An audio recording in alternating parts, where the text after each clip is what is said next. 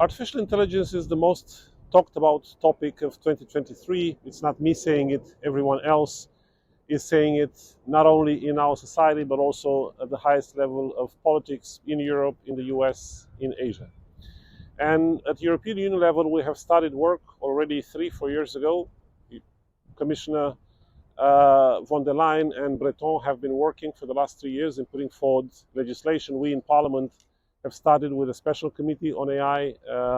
that helped us prepare for the moment when legislation would come on our tables, and for the last 2 years we have prepared that legislation. We are in the final stages of the negotiations between the Parliament and the Council, the two co-legislators that work in Europe on putting forward legislation, and we are very close to the finish line. We have 2 more months in which we have planned political negotiations, and my estimate, which is shared by all the parties involved in these negotiations, is that by November we can close this process, and then we have the final vote in Parliament and in Council. That means that by the end of the year the AI Act will become law. What follows afterwards is a process that will ensure, on one hand, the readiness of companies to comply with the rules under the AI Act, and on the other hand, member states, authorities, governments that will have to prepare for implementation, that will have to prepare their market regulators for the enforcement of the Act. The same will have to happen at EU level, because under the new governance that we are negotiating, there will also be structures at European level that will also have to themselves prepare, find the right people with the right talent, with the right skills, to make sure that the enforcement of the text will be one that guarantees that the safeguards, the guardrails that we're putting in place in the legislation will actually be effective and protect our citizens. The second most important aspect in all of this preparation, in all of the work that has been done at European Union level, has been convergence with like-minded partners, first and foremost across the Atlantic with our US partner. That is also the reason why I am in Washington this week, to feel, to understand what are the latest evolutions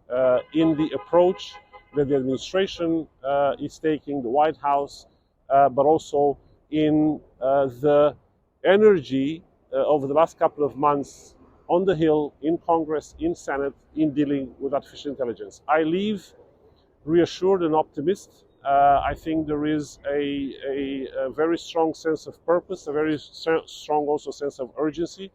that I found in the Senate, in Congress, in preparing, maybe not to legislate. There's still a choice that will have to be made, but certainly to understand what are the implications of AI in different walks of life, what are the implications for the companies developing AI, what are the implications for citizens, for society. And I'm convinced that at the end of this process, there will be a framework that will ensure interoperability or convergence with what we're doing at European Union level. There is a sense of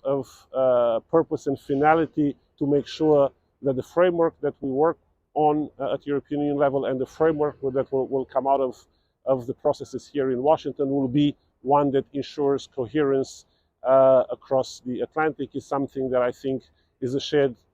interest on both sides. I look forward to continuing the discussions, and I have showed openness towards fellow legislators here in Washington to share, if interested, for them to share the experiences that we had gone through ourselves over the last years in Europe, in the Union, working on these issues, and will remain open to do so for the coming period as the processes on both sides move along.